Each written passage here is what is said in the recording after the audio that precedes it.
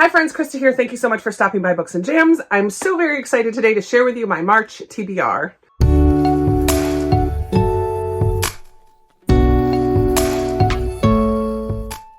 Before we get started, I do apologize for the wet hair. I usually film after church on Sundays, but I had a little extra time this morning. And as I was getting ready, I was watching a couple people share their March TBRs, and it just got me very excited to share my own list of books that I hope to read during the month of March. So here we are, wet hair and all, ready to talk about the books I hope to read in March. Obviously, as I'm one of the hosts of Middle Grade March, the majority of books on this pile are going to be middle grade books. I do every year try to read a book a day, or 31 books, and I have completed that a couple different years of Middle Grade March. Not every year. I don't put pressure on myself, but I do choose a ton of books that I'm hoping to read so that I can try to reach that goal. But I do first want to spin my wheel because this year I am trying to read 12 books that have been on my shelves for a really long time. It is nice to throw in one or two non-middle grade books. I do that every year as well. So I have here my spinner wheel. We're going to spin and see what book I'm going to be adding to my middle grade stacks. It is... oh, cool. The Serpent King. Let me grab it. So The Serpent King is being added to my March TBR. I'm really excited about this actually because I've heard nothing but good things about this book. It is, I believe, YA. So even though it's not middle grade, it's still going to be a relatively quick read. And I feel like so many people have loved this. The cover is not one that draws me in, but I'm going to see if I love it as much as everyone else. And it's been on my shelves for years and years. So that's the first book on my March TBR. Okay, so I have one more spinner wheel that I need to do, and this is my Read Like a BookTube Friend project. I have 10 people left. I've already read Like Chloe and Like Keisha, and I have 10 people left. And honestly, Mitzi reads some classic middle grade. I could throw her in there. Tiffany reads middle grade. Rainey reads mysteries, but some middle grade as well. Amy is a huge middle grade reader. Audrey does not. Gloria does. Chantel does. Amanda does. Sarah does. Lindsay, a little tiny bit, but not much. So almost any of these people, I could still find some middle grade books to read like them. So I'm excited. Let's see who we get. Bum, ba-da-bum. Oh my word. I'm so excited. Amanda from the Curly Reader is my choice for March. That's so perfect. I know immediately the books that I'm going to read like Amanda, and they are not in my stack. I'm just going to have to add them later. You're going to have to wait and see about those. But couldn't have been more perfect. She's one of my co-hosts for Middle Grade March. She reads a ton of middle grade books. Anyways, let's dive in. I have a ton of books to talk about. I am first going to talk about our group read. Obviously, I'm going to be reading A Rover's Story by Jasmine Warga. This is our group read for Middle Grade March. We will have a live show discussion of it here on my channel at the end of the month, the last Wednesday in March. So this is a science fiction about a Mars rover named Resilience, Res for short. When he is being built, I believe that he picks up on some feelings or emotions from his people who are building him, I believe, and he's not supposed to have human emotions, but he does. He blasts off to Mars, accompanied by a friendly drone helicopter named Fly. He quickly discovers Mars is a dangerous place, so it's just about his time on Mars and the people on Earth watching him. I feel like this is going to be so filled with heart and delight. I have read Jasmine Warga before and really love her, so I'm very excited to read that science fiction. The other book that's 100,000% going to get read is my Patreon book club book for this month, and they chose The Watsons Go to Birmingham, 1963. This is perfect because it is an award winner. It won the Coretta Scott King Award. It's also a Newbery Honor book, but it did win the Coretta Scott King Award, I believe, in like 1990 something. So this is a little bit older, a little backlist. I've heard it's wonderful. Family story with a lot of humor and heart about this family who takes a road trip to Alabama, I believe. Alabama? We're heading south. They're going to Birmingham, Krista. It's in the title. Yes, they're going to Alabama. So this is my Patreon book club book for March. If you're interested in reading along with us, feel free to check out my Patreon information. That will be down below. Now we're going to take a look at each of the different prompts, and I've chosen 3 or 4 books for each. I think only one prompt I have 4, but the rest I have 3 for. So let's go ahead into the sci-fi prompt. Obviously, A Rover Story is part of that, but I do have a couple others. I would like to continue this series by Margaret Peterson Haddix. This is called The Deceivers. It's the second book following The Strangers. It's about a sibling group who discover some things in the first book that is quite a surprise, and it is a sci-fi. Their mom has gone missing. They're staying with another family.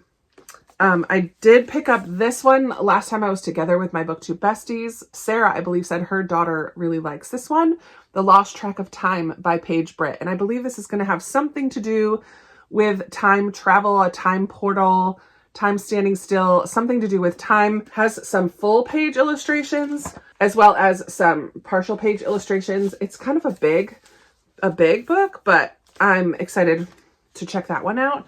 And then I do have a library book for my third sci-fi book. This is Alone by Megan E. Freeman. I've heard Chantel from Chantel Reads All Day talk about this one quite a bit.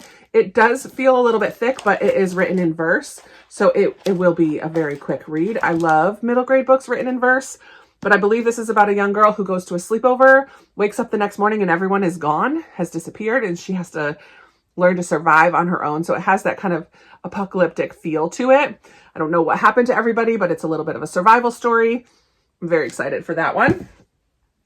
Let's do my 3 award-winning books, but not the Newbery. This first one is a buddy read, and I'm reading it with Becca from Becca Books and Bujo, and that is Chains by Laurie Halse Anderson. This is the first in a trilogy by her that I've been wanting to read for a really long time. It's a National Book Award finalist, but I think it has won another award as well, and I didn't look it up right now, so maybe it's not. Maybe this is a wild card. I'm okay with that too. This is the start of a historical fiction trilogy set in the South, I believe. I really don't know too much about it, but I have heard really good things about this trilogy. So looking forward to reading my first buddy read with Becca. Another award winner, and I'm so kind of excited about this because this is this year's Newbery Award, Free Water by Amina Lukman Dawson. But it also won the Coretta Scott King Award, I believe. It won a couple awards this year, including the Newbery, and I want to read all the Newberys. And so even though that's not the prompt, not to read the Newberys, it did win other awards as well. I honestly don't know anything about this. I had never heard of it until I saw that it had won the awards, but I immediately purchased it because I'm collecting all the Newbery winners, and so it's going to go on my Newbery shelf, but I wanted to read it first. Loosely based on the history of maroon communities in the South, a striking tale of survival, adventure, friendship, and courage. Oh, it's like a swamp community. So a young boy, 12-year-old Homer, flees his plantation with his little sister. They find a community called Free Water deep in the swamp. Oh, that's going to be a good one. And then another one that's been on my shelves for quite a while, One Crazy Summer by Rita Williams Garcia. Look at all the awards on there. So we've got Scott Odell, the Coretta Scott King Award, and the National Book Award finalist, and a Newbery Honor. Like, this has won some awards. And this is also the beginning, I think, of a trilogy about sisters who have to go live with their grandmother in Oakland, California in 1968. Their mom abandoned them. Look at all of these awards are listed on the back as well. This is a well-praised book, so I'm really excited to get to it about those 3 sisters. Let's do a neurodivergent character. I have 3 here, and I think a couple of the ones I got out from the library are also going to fit this category. But this is a Christmas book exchange book, Fish in a Tree by Linda Mullally Hunt. And in this one, our main character has dyslexia. So that's going to be like a learning disability. And I think it's going to mostly take place in school and feeling a little bit left out of things, like a fish in a tree. Excited for that. Al Capone Does My Shirts by Jennifer Choldenko. This has come highly praised and recommended to me. The title itself is not something that I would normally gravitate towards, but I've just heard so much good things about it. It's about a boy who has to go to Alcatraz. His dad gets a job on Alcatraz Island. His little sister is the one who has some neurodivergence. I believe she's autistic and has to go to a special school and things like that. So our main character doesn't have the neurodivergence, but his sister does. So how it affects kind of the family dynamic and him as well, and his sister. And I'm just excited to read that one finally. And then I also have Planet Earth is Blue, which also has an autistic main character. This also kind of is science fiction looking to me. Sky on the cover as well. Yeah, 12-year-old Nova is so excited about the space shuttle Challenger being launched. Her and her big sister love astronomy. They planned to watch it together, but then Bridget disappeared, and now Nova is in a new foster home. She is autistic, speaking is hard for her, and so it's just about her story of trying to navigate a new type of lifestyle, a new life situations, being autistic, and what that's going to be like. Promotes empathy, kindness, and hope in the face of challenges. I'm down for that. I have lots of books I've already mentioned that have sky and sea on the cover. I love that we added this prompt because some of these other ones are a little trickier, but you probably have a middle grade on your shelves that has a sky or the sea on the cover. I have quite a few. The first one is one that I can't believe I've never read. The Lightning Thief by Rick Riordan has both the sky and the sea on there. This is the beginning of a fantasy kind of mythology retelling series. Our main character, Percy Jackson, is the son of Poseidon, I believe, the god of the sea.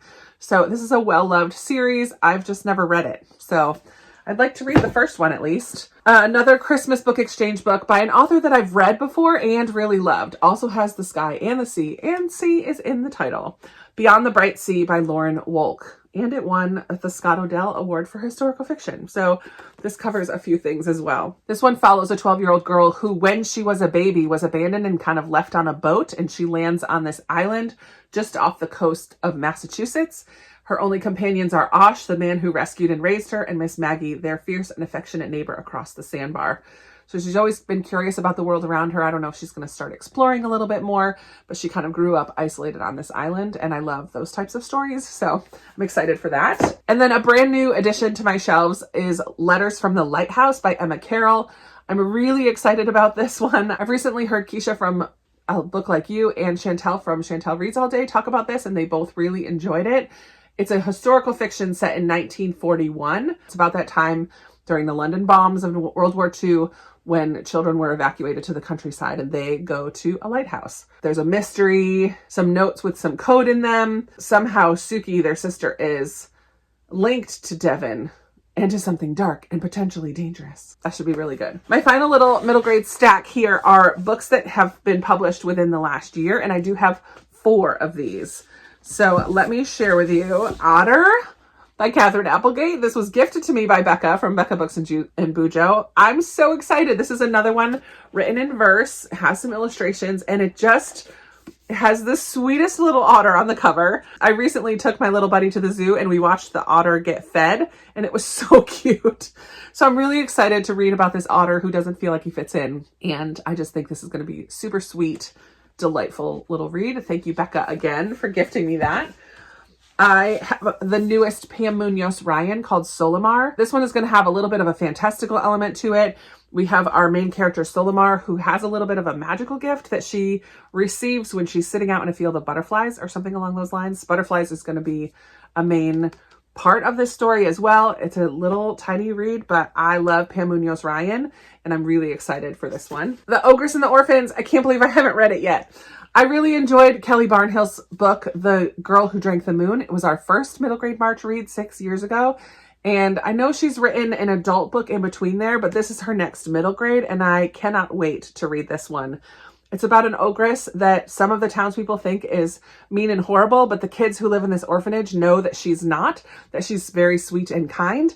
And then when things start going wrong in the town, the orphans and the ogress have to work together, or she protects them or something along those lines. I don't really even know the plot of the story, but I know I'm going to love it. I'm very hopeful anyway. And then finally, a book that I picked up from Amazon just very recently. I haven't even hauled it yet because I have been hearing people talk about this one and now I want to read it.